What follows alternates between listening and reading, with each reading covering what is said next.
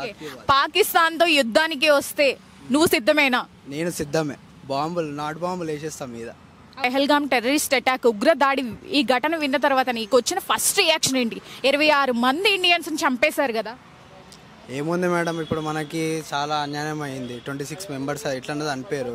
ఇక మనం కూడా ఏం చేయాలంటే ఇక మనం కూడా కొంచెం ఎక్కువనే రియాక్షన్ తీసుకోవాలి. ఇక అందరినీ పాకిస్తాన్ వాళ్ళని ఇక్కడనే దగ్గర దగ్గర ఒక 250 మంది ఉన్నారంట చార్మినార్లో. ఇప్పుడు రేవంత్ రెడ్డి ఏం చేస్తాడేమో కానీ తెలియదు, కానీ అతన్ని అయితే ఎలాగొట్టాలి. ఇప్పుడు బిష్ణోయ్ గ్యాంగ్ కూడా కొంచెం ట్రై చేస్తుంది ఇట్లా పాకిస్తాన్ పోయి ఎట్లా చంపుదాం అనుకొని. ఎట్లా ఇక చంపాల్సిందే, మన ఇండియా నిలబెట్టాల్సిందే. ఇండియన్స్ కూడా తక్కువ కాదని చూపించేసేయాలి అంతే. పాకిస్తాన్తో యుద్ధానికి వస్తే నువ్వు సిద్ధమేనా? నేను సిద్ధమే. నాటు బాంబులు వేసేస్తాం మీద.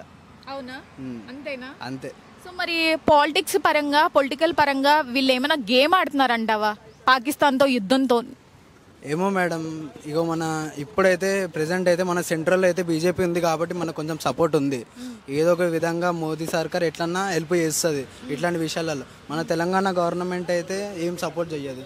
ఇదైతే పక్కా క్లారిటీ ఉంది. కాంగ్రెస్ అయితే కొంచెం ఫ్రాడ్ అనిపిస్తుంది, కానీ మన బీజేపీ అయితే పక్కా నెక్స్ట్ ఎలక్షన్లో అయితే బీజేపీ పక్కా గెలవాల్సిందే అంతే.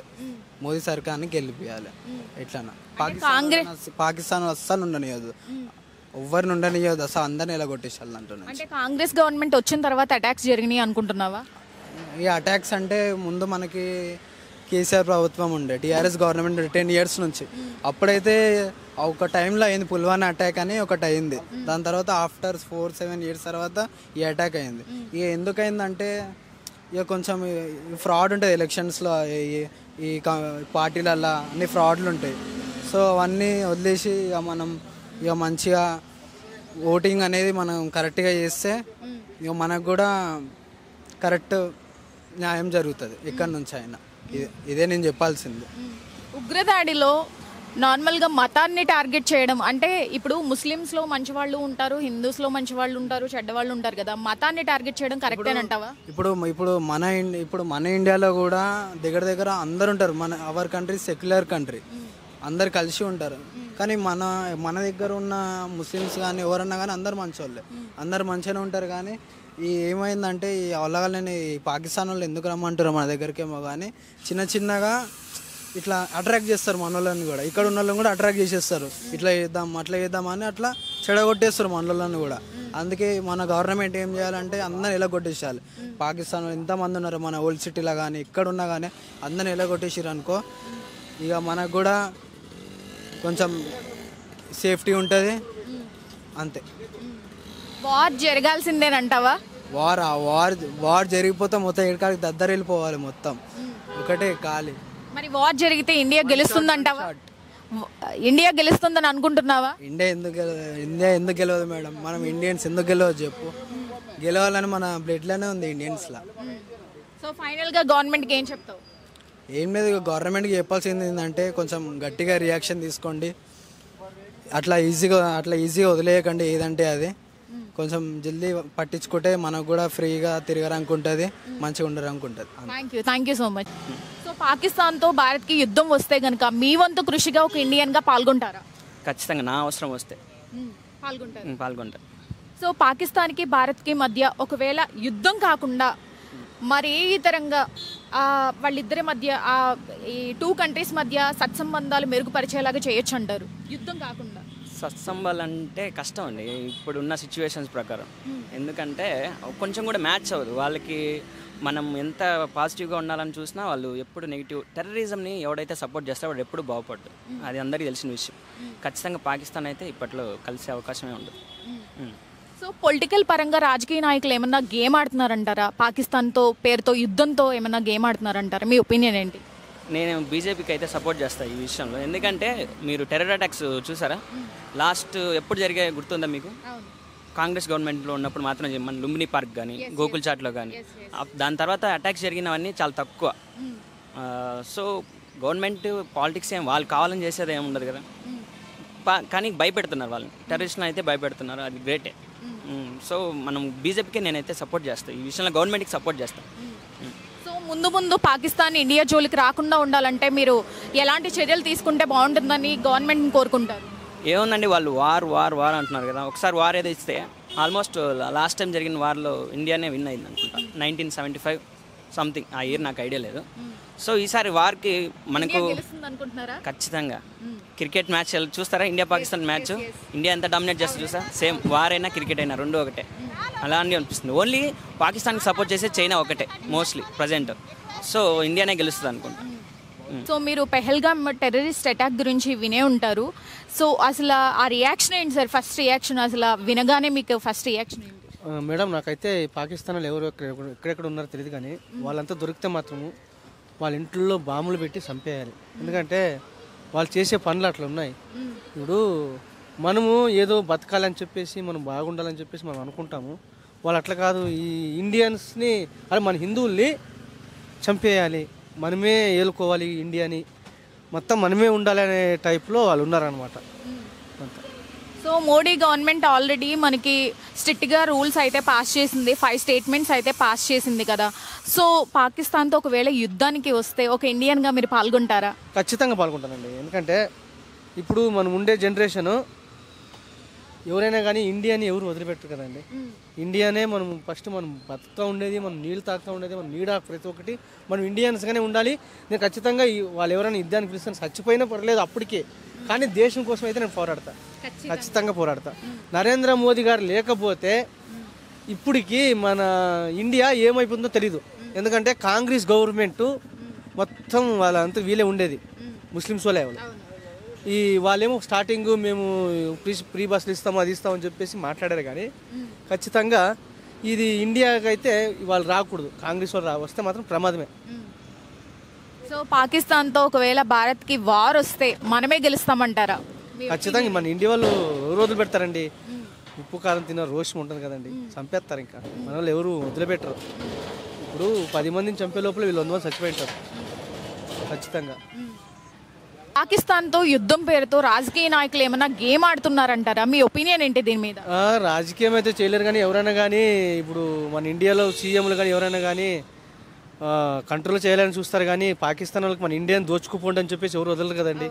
ఖచ్చితంగా చెప్తున్నా, వాళ్ళైతే వాళ్ళు కానీ చేసే ప్రయత్నం వాళ్ళు చేస్తున్నారు. మనం ఏదో ఇక్కడ కూర్చొని చెట్టుగాలి పీల్చుకుంటూ వాళ్ళ గురించి అనవసరంగా మాట్లాడేది చాలా కష్టం, తప్పు కూడా. ఎందుకంటే వాళ్ళ ప్రయత్నం వాళ్ళు కష్టపడుతున్నారు. అక్కడ ఏం చేస్తున్నా మనకు తెలియదు కదా. ఇక్కడ ఎగ్జాంపుల్గా నా ఇంట్లో నేను ఏం చేస్తానో మీకు తెలీదు, అంతేగాని వాళ్ళు ఏం చేయాలో వాళ్ళు చేస్తుంటారు. వాళ్ళు యాక్చువల్గా వీళ్ళు ఎవరు పాకిస్తాన్ మన ఇండియాలోకి పడకూడదని చెప్పేసి కంట్రోల్ చేస్తున్నారు అక్కడికి. నరేంద్ర మోదీ గారు మెయిన్, ఎందుకంటే అలాంటి ఆయన మన ప్రపంచంలో ఆయన ఉండేది చాలా గ్రేట్. ఆయన నిజంగా చెప్తున్నా, నరేంద్ర మోదీ లేకపోతే మన దేశం ఏమైపోయేది అయిపోయేది ఖచ్చితంగా. ముందు పాకిస్తాన్ ఇండియా జోలికి రాకుండా ఎలాంటి చర్యలు తీసుకుంటే బాగుంటుందని ఒక ఇండియన్గా మీరు అనుకుంటున్నారు? బతకాలి, కానీ మన ఇండియా పైన కన్నేయకుండా కంట్రోల్ చేయాలి అంతే. వాళ్ళు కూడా మనసులే, ఎందుకంటే వాళ్ళది ఒక ప్రాణమే. వాళ్ళ గురించి మనం చెడుగా ఏం కోరుకోము, వాళ్ళైతే కోరుతున్నారు.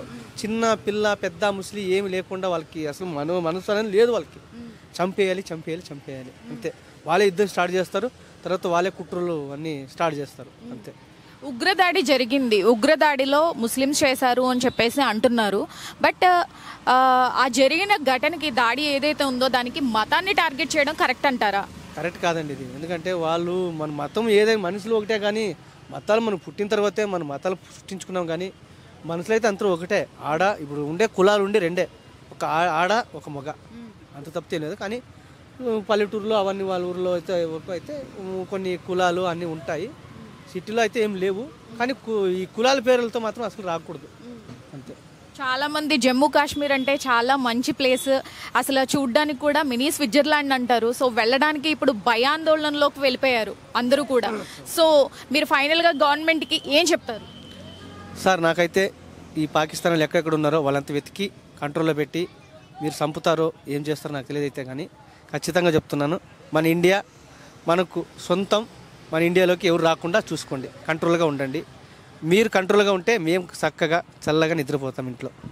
Thank you sir, thank you so much. Thank you madam. అది ఒక భారతీయ సందర్భంగా మనము ఇండియాలో ఉంటూ మనకు ఒక రక్తం చిందించే విధంగా మన హిందువులపై మరి ఏ దేశంలో ఎక్కడ కూడా లేని విచిత్రంగా మరి మన హిందువుల్ని మరి బట్టలు ఇప్పి ఇది చంపడం, మరి మతపరంగా చెక్ చేసి చంపడం చాలా ఇది ఘోరం. ఇది మన దేశవ్యాప్తంగా మన ప్రధానమంత్రి గారు సీరియస్గా తీసుకొని ఏ విధంగానైనా దీనికి పాకిస్తాన్కు బుద్ధి చెప్పే విధంగా వివరించి ఖచ్చితంగా బుద్ధి చెప్పాలని నా మనస్ఫూర్తిగా కోరుకుంటున్నా.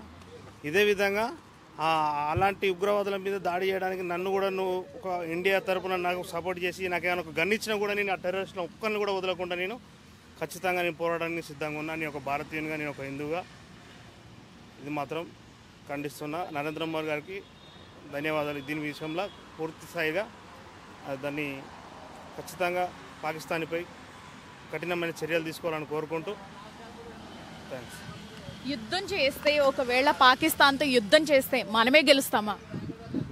పాకిస్తాన్పై యుద్ధం చేస్తే మనం గెలుస్తామా అనే దానికి ఎలాంటి అబ్జెక్షన్ లేదు. ఖచ్చితంగా గెలుస్తాం. ఎందుకు గెలుస్తాం అంటే పాకిస్తాన్ ఒక చిన్న దేశం, ఒక మినీ స్టేట్. దాన్ని తిప్పి కాదు, దాని మట్టిలో కలిపేసేంత సత్తా కూడా మన హిందువులకు ఉంది, మన ఇండియాకు ఉంది. మనం ఏ విధంగా కూడా మనం దేనికి కూడా దేనికి కూడా వెనకంజలేము. ప్రతిదానికి ఇండియా ఆర్మీగా, ఫౌజీగా అన్నిటికీ ముందస్తుగా మనం ఫుల్ సపోర్ట్గా ఉన్నాం. మేము సపోర్ట్గా ఉన్నాం. మా రాష్ట్ర ముఖ్యమంత్రులు కానీ మేము కానీ ప్రతి ఒక్కరం కూడా దీన్ని చాలా ఖండిస్తున్నాను. పాకిస్తాన్ తీవ్రవాదాన్ని చాలా ఇది ఘోరం, చాలా అరచకం ఇది. ఒక ఇండియన్గా ఒకవేళ పాకిస్తాన్తో నిజంగానే వార్ జరగాల్సి వస్తే ఒక ఇండియన్గా మీరు పాల్గొంటారా? ఖచ్చితంగా తప్పకుండా నేను పాల్గొంటా. ఎక్కడికి రమ్మని అక్కడికి వస్తా. నేను ఖచ్చితంగా పాకిస్తాన్ మీద యుద్ధం చేయడానికి కూడా సిద్ధంగా ఉన్న టెర్రరిస్టులపై. దీనికి మాత్రం నేను రెడీగా ఉన్నా. దీనికి ఏ మాత్రం కూడా ఒక్క నిమిషం కూడా ఆలోచించడం లేదు. ఇప్పటికి కూడా మన నరేంద్ర మోడీ గారు చాలా లేట్ చేసినారు. ఏ దేశం కూడా ఇలాంటి కులమతం మీద దాడి చేసినప్పుడు ఏ వివిధ దేశాలు, అరబ్ కంట్రీలు అయినా కూడా, యూరప్ కంట్రీలు కూడా ఏది కూడా నిమిషం కూడా ఇంత ఆలోచించాల్సిన ఉండదు.